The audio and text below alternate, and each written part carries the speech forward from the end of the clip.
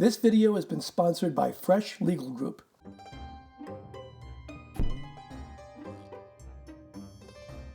So today we're going to talk about the little things in life here in the Netherlands that makes subtle differences to our enjoyment or the ease of living that we haven't really experienced before. It doesn't mean these things are exclusive to the Netherlands. They can occur in other places, and some of them even occur in the United States to a lesser degree. But having lived here 2.5 years, we have learned to appreciate a lot of these. There's a lot of them, a lot of these little things. So these are just a few of the things that came to mind that we really appreciate about Dutch efficiency and the Dutch attention to detail. So we're going to get into those. So one of the first things is I have cousins with disabilities. We notice more of the accessibility that happens here. And one of the very small things that we'd like to point out is the Braille that is on medication boxes. Now in the United States, they do Braille on controlled substances. They do Braille on some prescriptions, but they don't do it on over-the-counter drugs. I didn't notice it at first. You pointed it out to me, I remember. I got just simply a box of paracetamol, and I looked and I thought the box was damaged. And I turned it over, and it was Braille. It was in Braille. And not only was it on that box, it's on pretty much every box that you can get of medication. Now, some things like nasal sprays, decongestant nasal sprays aren't going to have it on there, but anything that could cause side effects or be contraindicated with other medications will have Braille on it, even if it's an over-the-counter drug. So we really like that accessibility in that regard. Yeah. Simple, see? Another thing that really impressed us is Boekenkastjes. Basically what they are is you can borrow a book and leave a book. So the books are the collection of whatever, I don't know, from any... Neighbors, you just put in from your own collection books that you're done reading, and you can take another book to read. Yeah, really, it doesn't matter how remote, we live in kind of a remote area here, and I was struck by walking along the side of the road coming back from a bus stop, and seemingly in the middle of nowhere, there was a bookcase. When we lived in New York City, people had them. A lot of times they ended up with people's garbage being thrown in them. But they do exist in New York. They probably exist in other parts of the United States. But because the U.S. Is not really a walking culture per se, it's more of a car culture, you don't find it like when I lived in Wyoming. They might have them now, but I lived in Wyoming for decades, and we didn't have anything like that because you drove everywhere. It's one of those things you just stumble upon in your neighborhood that the neighborhood helps to feed with books. Yeah. So it's a nice, and it's helped us out with our Dutch because we can then borrow a book. Like I just got The Hobbit in Dutch to help us with our language learning too. And they're everywhere here. Yeah, everywhere. They really are. I mean, we've gone to many, many communities and always bumped into them. Yeah. And it even goes to the extent where we were in the middle of farm country, and you'll see farm stands set up. They're not donation boxes, but they have the honor system where they have the box and you pay for the jams, the fruit, whatever the vegetables that you're getting off of their stand. And you see a lot of honors boxes around here. That was goods. A shocker for us to see that. Yeah, and it's nice because you don't have to wait till a farmer's market. If you find yourself there, the farmers don't have to worry about spoilage, and they can make something off of it. And I'm assuming because it continues that people stay honest about it, which is great.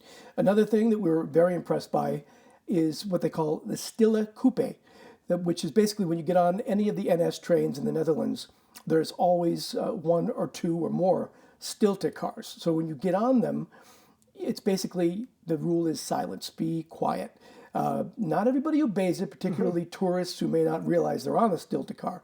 But it's a nice way to get work done or just to have silence, take a nap, whatever you want. And we just love that about the Stilte car. And if you get on a train, just make sure it doesn't say Stilte, silence on the window. That's where you'll find it. That'll inform you of that. And there's also like a little infographic going shh. Yeah. But it's easy to miss if you're not actually actively looking for it. It can annoy the Dutch. If you want to find out, just watch our video on how to annoy the Dutch, because we do cover the Stiltecoupé in that.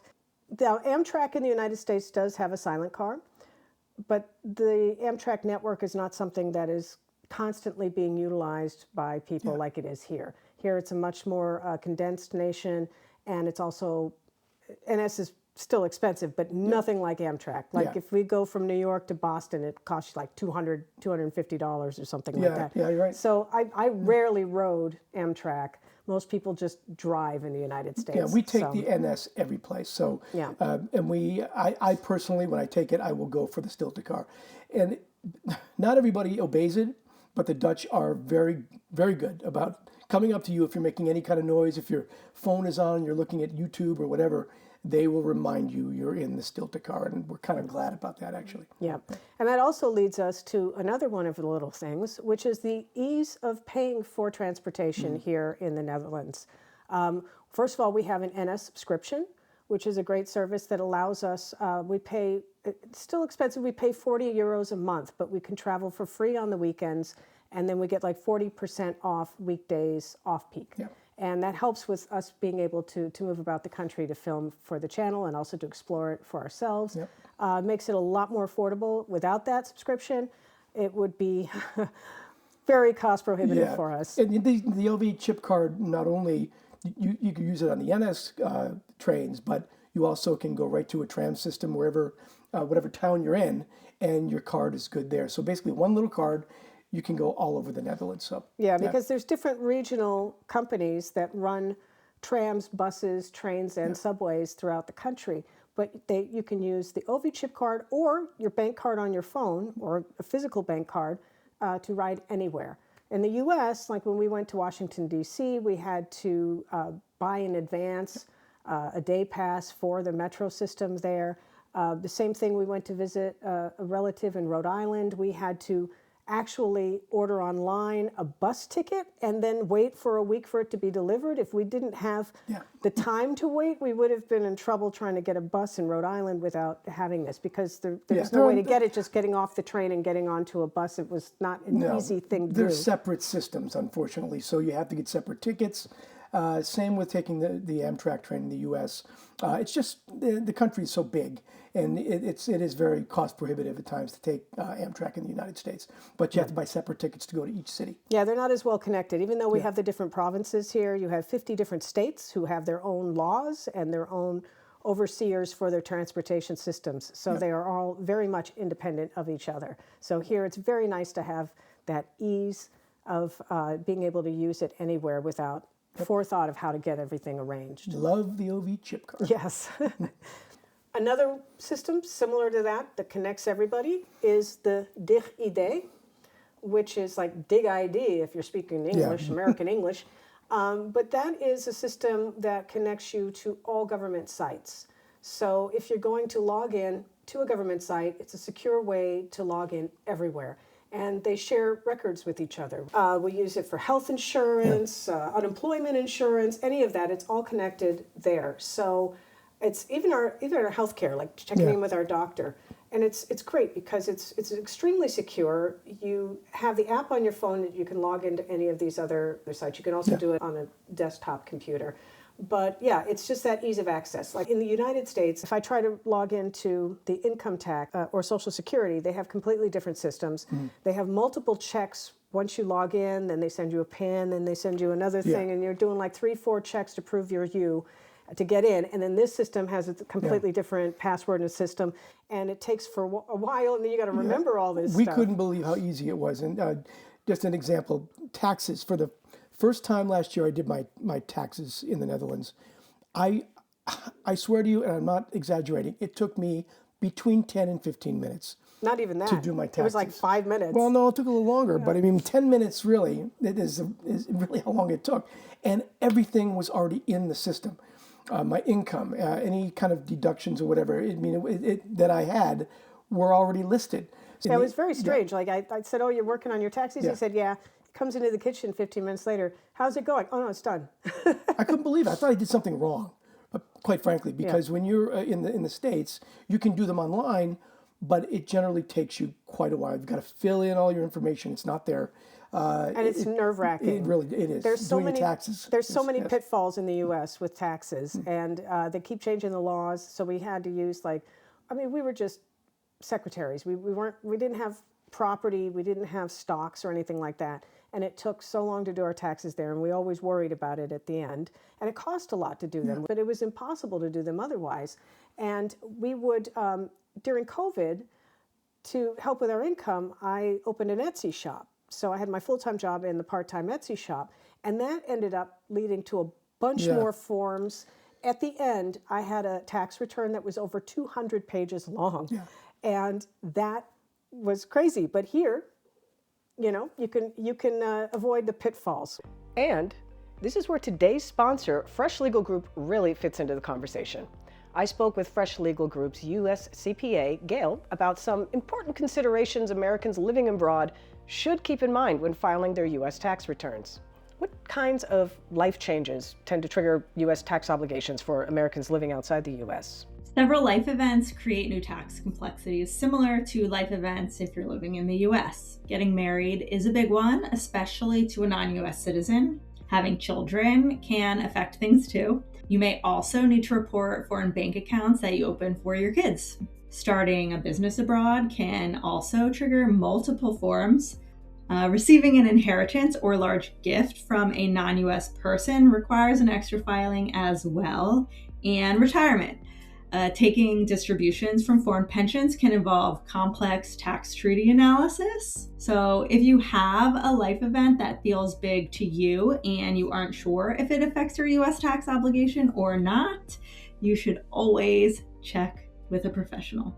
Hearing all of that, what really stood out to me is how easy it is to miss something, especially when I don't even know what I don't know. And a structured starting point matters. That's why I like Fresh Legal Group's US AI tax bot, Christina.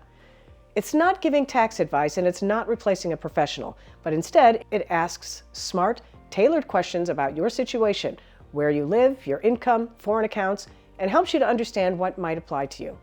What makes it different is that it was created by lawyers, specifically for Americans abroad, with compliance in mind. For me, it feels like a calm first step, helping you get organized before you even speak to a CPA.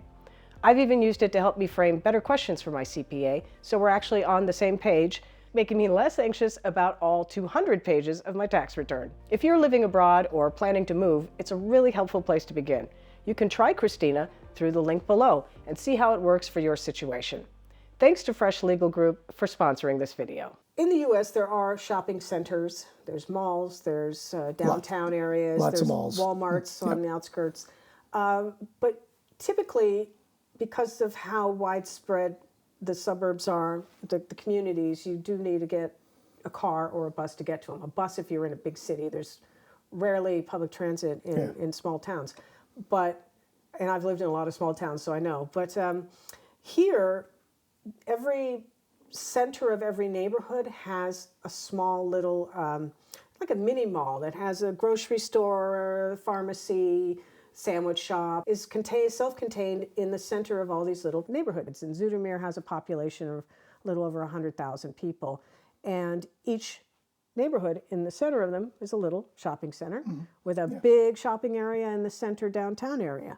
So that it's easy for you to ride a bike or even walk to the grocery store to get whatever you need. You don't have to use a car. It's better for the environment. And then we're talking about towns and cities here. We're not talking about rural areas. But it is nice to have that convenience. And I remember when we moved to the Netherlands, I mentioned to my daughter, I said, we're just a block away from this big shopping area. And she's like, Mom, everybody has that. It was very convenient right around the corner from us. So also the supermarkets are laid out so that they're no more than a half a kilometer to a kilometer away from most suburban homes, most suburban blocks. So it is easier. And because there's bike paths, you can take your mobility scooter to the store, not worrying about having to be picked up and dropped off. Same with bikes or walking. Yeah. So it's really nice to have, again, accessibility, but and save time and gas. The next thing that we were really impressed with when we came over here, and we actually knew about them before we moved, because during our research, we were so impressed by the way trash is collected and recycles.